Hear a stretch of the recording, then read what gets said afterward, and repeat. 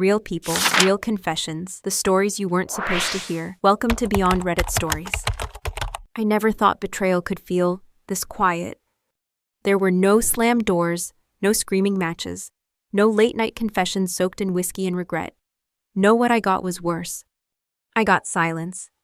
The kind of silence that settles into your skin, that clings to your clothes, that sits in your chest and makes you wonder if your heart forgot how to beat. And it all started with a misplaced earring. Not mine, not anyone I knew, but I found it under our pillow, on our bed. The same bed where we once dreamed out loud. The same bed where we whispered plans, fought over covers, made up after arguments, and held each other through storms. That bed used to be a place of safety. And now it was a crime scene. The funny part, when I confronted him, he didn't deny it. Not really. He just looked at me like I was being dramatic, like I was blowing things out of proportion. And then he said the line I'll never forget, the one that made everything in me go still. It meant nothing. Just like that, it meant nothing. He slept with someone else in our bed and it meant nothing. I don't know what's worse, the cheating, or the casual way he tried to erase it, like the intimacy, the trust, the commitment. The sanctity of that space meant so little that it could be shared with someone else and shrugged off like a bad joke. I didn't scream. I didn't cry. I just left the room, sat in the hallway, and stared at the closed bedroom door like it was a stranger's house. Because in that moment, I want to tell you the rest of the story not because it's rare. Honestly, I think it's too common. Too many of us have been told. It meant nothing, and too many of us have tried to make peace with that answer. So here's what happened. Here's what I did. Here's how I became someone I didn't recognize. And then, how I finally remembered who the hell I was.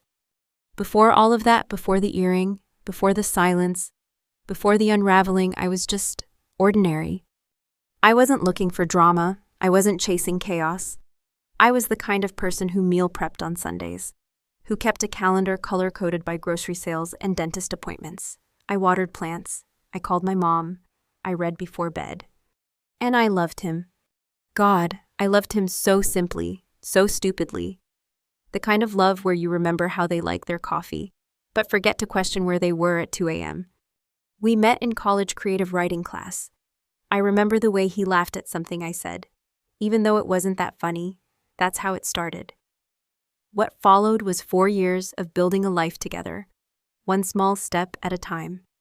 Late-night tacos, rent we barely scraped together, his panic attacks, my job rejections. We held each other up. We made do. There was never a grand proposal or a picture-perfect Instagram post. Just two people who kept choosing each other, day after day. We moved in together after graduation, got a tiny apartment that barely fit a bed and a couch, but we called it home. We painted the walls a soft green. He said it was calming. I said it looked like toothpaste. We laughed about it for weeks. He had a bad habit of leaving socks in the kitchen. I had a worse habit of turning minor inconveniences into Shakespearean tragedy. But somehow, we made it work. We made plans. Real plans. We talked about getting a dog when we finally had a backyard. He said he wanted to propose in the spring, once he had saved enough for a ring that didn't look like it came from a vending machine. I teased him about it, told him I'd say yes even if the ring came from a cereal box. We weren't perfect, but we were safe. At least, I thought we were. Looking back, there were little signs, subtle things. How he started working late more often. How he began sleeping with his phone under the pillow instead of on the nightstand. How he'd kiss me goodnight without looking me in the eyes. But I didn't question it. I told myself this is just what happens when you grow up. People get busy, people get tired. Love settles down, quiets itself, becomes manageable. I didn't realize I was mistaking distance for routine. I didn't realize how far gone we already were. And then came the business trip that wasn't quite a business trip.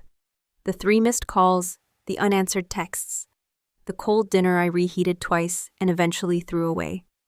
That week was the beginning of the end, though I wouldn't know it for another month. Because when you love someone enough, denial becomes its own kind of devotion. It all started unraveling on a Wednesday. I remember the day so clearly because it was the first time I looked at our life and felt like something had shifted, and not in a way I could name, just off, tilted. He said he was working late, again. I offered to bring dinner to his office. Just a sweet gesture, he paused. Then said, "No need, I already ate." I asked with who. He replied too quickly, "Just grab something with Chris." The next morning, I got a text from Chris.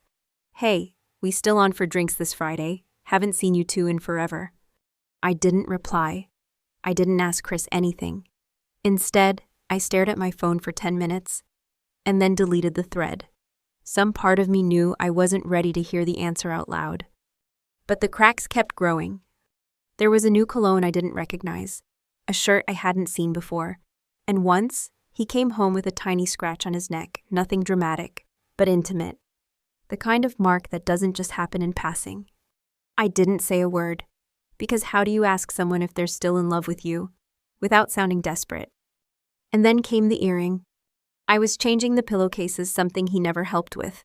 Of course, and there it was, gold, small, delicate, not mine. Not even close to mine. It sat there, glinting like a punch to the gut. I held it up and waited for the panic to set in. But weirdly, I didn't feel panic. I felt cold, like my body already knew what my brain was about to confirm. When he came home, I was sitting at the edge of the bed, earring in hand. He saw it, froze, then blinked once, just once, before saying, "Where'd you find that?" Not "what is that?" Not "that's yours, isn't it?" But "where'd you find that?" Like he had been waiting for this moment. I asked him who she was. He didn't answer. I asked him if it was serious. He shrugged. I asked if it happened here in our bed. And he said it. He looked right at me and said it meant nothing.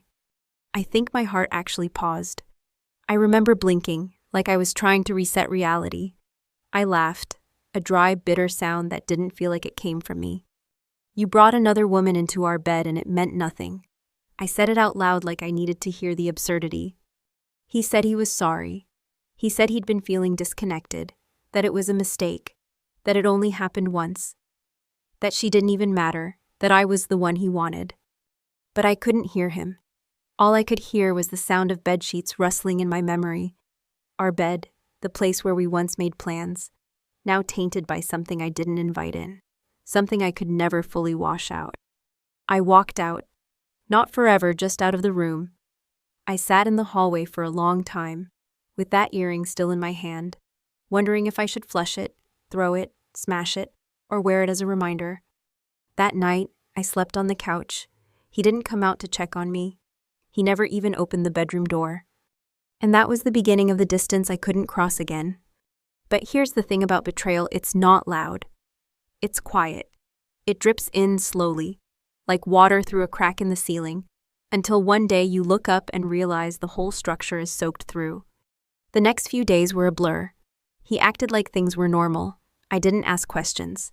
I think we were both hoping that if we pretended hard enough, we could make the damage disappear. But some things you can't unknow. Some boundaries, once crossed, redraw the map of who you are together. And deep down, I knew something in me had changed.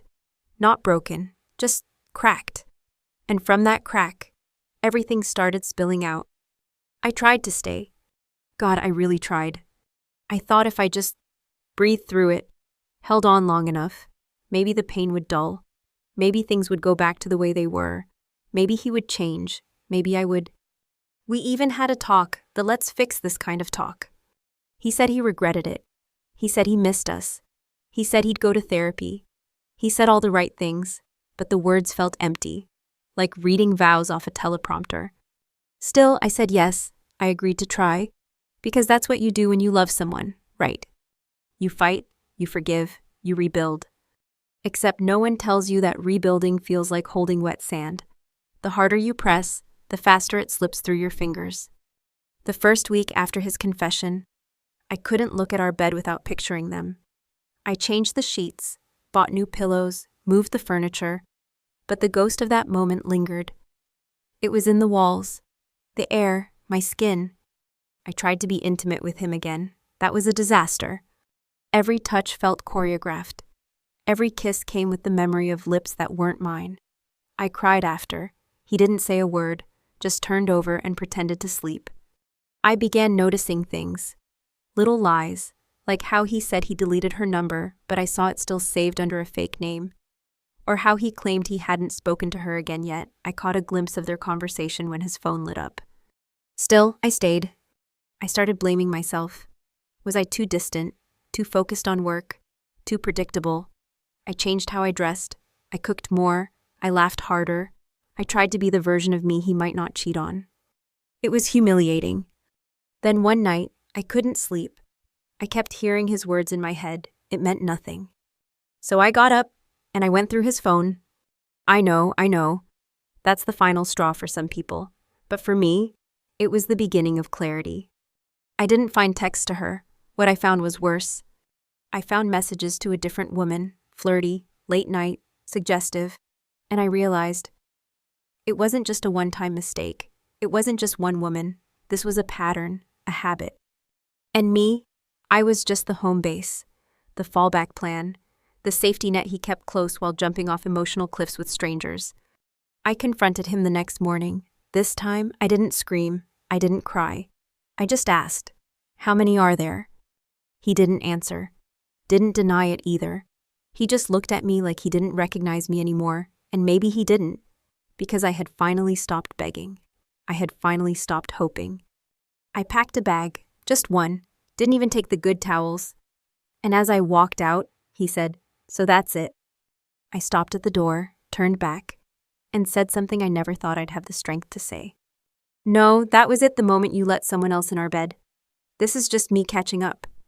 I left the keys on the counter, closed the door gently, and I walked into a world I didn't recognize alone, uncertain, but no longer apologizing for the pain someone else caused me. The days that followed weren't easy. I cried in the shower. I questioned everything. I had to unlearn the habit of waiting for his text. I deleted our photos, blocked his number, told my friends, my family, told myself every single day that this was the right thing to do, because staying would have broken me more than leaving ever could. And for the first time in a long time, I started feeling the quiet again. But this time, it wasn't suffocating. It was mine. I wish I could say that I moved on quickly, that I went on a soul-searching trip to Bali, got a revenge body, started dating a guy with abs and emotional intelligence. But healing didn't look like that for me. Healing looked like crying in the pasta aisle because I accidentally bought his favorite sauce. Sitting alone in the apartment I moved into and not knowing what to do with the silence. Scrolling past old photos and feeling both love and rage at the same time. But every day, the weight got a little lighter, and slowly, I began to remember who I was before I was his. I took myself out to breakfast. I bought a plant, and this time, I kept it alive. I went to therapy. And one day, I said it out loud for the first time. He cheated on me, but I'm not broken. That sentence felt like a rebirth. I stopped asking why he did it. I stopped wondering if I wasn't enough. Because I was always enough. He just wasn't capable of honoring what he had. And that's not on me. I reconnected with friends I'd slowly drifted from. I went back to writing. I found joy in tiny things like a morning walk without checking my phone, or laughing at something that had nothing to do with him. One night, months later, I lay in my bed and realized I no longer thought about our bed. Not with grief, not with anger, just nothing. And that was the moment I knew I had made it. Not because I had won, but because I was no longer carrying someone else's betrayal like it was mine to hold. If you're listening to this and you've been there, if you've been told it meant nothing, if someone turned your home into a wound, please hear me when I say this. You are not crazy. You are not weak. You are not overreacting. You are human, and you deserve love that doesn't come with disclaimers or cleanup jobs. I used to think I lost everything when I left him, but really, I was just losing the version of myself that believed pain was the price of staying. And what I gained was peace and my own goddamn bed back. If you're still here, listening to this entire story, thank you. I don't know who needed to hear this today, but maybe you've been questioning your gut about someone close. Maybe you've noticed things, little signs that didn't sit right, and you brushed them off because you didn't want to believe the truth could be that ugly. I get it. I did the same thing. But here's the thing, if you're in a situation where someone's words don't match their actions, where someone you love makes you feel like you're slowly going crazy, where the truth feels like it's hiding just under the surface, please don't ignore that. You're not paranoid. You're not being dramatic. You're not wrong for asking questions that deserve answers. You don't need someone else's permission to trust yourself. Whether you're facing a moment of betrayal, sitting in that quiet panic at 2 a.m., or just living in the discomfort of something that doesn't feel right, please listen to your inner voice. Ask the hard questions. Protect your peace, even if it shakes up everything around you. Because sometimes, the person who seems safest is actually the one you should have walked away from long ago. And if this story moved you, if it made you feel seen or less alone, please consider subscribing. We share real stories like this every week. Stories of strength, survival, betrayal, and redemption. You never know who else out there needs to hear this next. Drop your thoughts in the comments. Have you ever ignored your gut and regretted it? Or worse, have you ever been gaslit into doubting the truth right in front of you? Let's talk, let's heal, let's keep telling these stories. Because somewhere out there, someone's living a silent version of this story, and they need to know they're not alone.